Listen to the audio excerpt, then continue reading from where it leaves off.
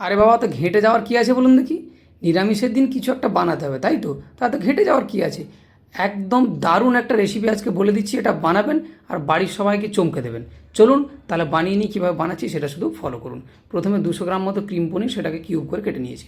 এবার একটা মশলা নেব, জিরে, মৌরি আর কিছুটা পোস্ত, তার সঙ্গে একটু দিয়ে দিলাম আদা এবং কাঁচা লঙ্কা। এটাকে ভালো করে শিলে বেটে নেবেন।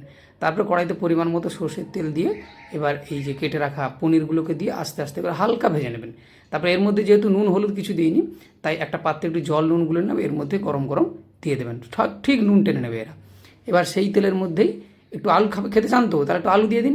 আলু দিয়ে একটু নুন হলুদ দিয়ে এটাকে হালকা করে ঢেকে একটু ভেজে নিন। ব্যাস 50% সেদ্ধ হবে, নামিয়ে নিন। পটলটাকেও ঠিক একইভাবে একটু গায়ে গায়ে খোসা রেখে ছাড়িয়ে নিয়ে সেটাকেও ভেজে তুলে নেবেন। তারপর এবার কড়াইতে পরিমাণ মতো তেল রেখে গোটা গরম মশলা, শুকনো লঙ্কা, কালো জিরে ফোড়ন দেবেন। আর কিচ্ছু লাগবে না। এবার যে পেস্টটা রেডি করেছিলেন সেই পেস্টটা দিয়ে দিন। তার মধ্যে একটু জল দিন, দিয়ে এটাকে ভালো করে একটু কষিয়ে নিন। কষানো হলে তার মধ্যে হলুদ গুঁড়ো এবং কাশ্মীরি লঙ্কার গুঁড়ো দিন। গুঁড়ো দিয়ে একটু জল দিয়ে এটাকে আরও কিছুক্ষণ কষান। এই কষানোতেই কিন্তু আসল স্বাদটা হবে। এবার 1 চামচ মতো ধনে গুঁড়ো দিন, স্বাদের জন্য একটু চিনি দিন আর একটু নুন দিন। ব্যাস, নুন দিয়ে আরও কিছুক্ষণ কষাবেন। কষাতে কষাতে দেখুন এবার তেল ছেড়ে দেবে, মানে মশলা ভাজা কমপ্লিট। এবার এর মধ্যে দিন টক দই 50 গ্রাম মতো আর একটা কাঁচা লঙ্কা চিড়ে, বা দুটো যেমন ঝাল খাবেন সেইভাবে। পুরোটাকে কষিয়ে একদম তেল বার করে দিন। তেল বার করে দেওয়ার পরে ভেজে রাখা পটল এবং আলুটা দিয়ে আর কিছুক্ষণ ঢেকে এর মধ্যে পুরো মশলার ফ্লেভারটা ঢুকিয়ে দিন।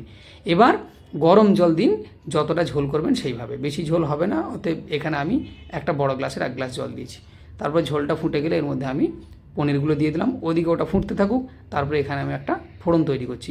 কিছুই না, জাস্ট একটু তেল দিয়ে তার মধ্যে আদা আর কারি পাতা, টমেটো এবং দুটো কাঁচা লঙ্কা, ব্যাস আর কিচ্ছু না। এটাকে দিয়ে একটা ফোড়ন তৈরি করে ওপর দিয়ে ঢাকা দিয়ে রেখে দিন, একদম ভাত পাতে খুলবেন। এবার দেখুন টেক্সচার এবং কালারটা কি সুন্দর হয়েছে। গরম গরম পরিবেশন করুন, তার আগে চাইলে একটু ধনেপাতা ছড়িয়ে দিন। একদম লাজবাব হবে, একবার বানিয়ে অবশ্যই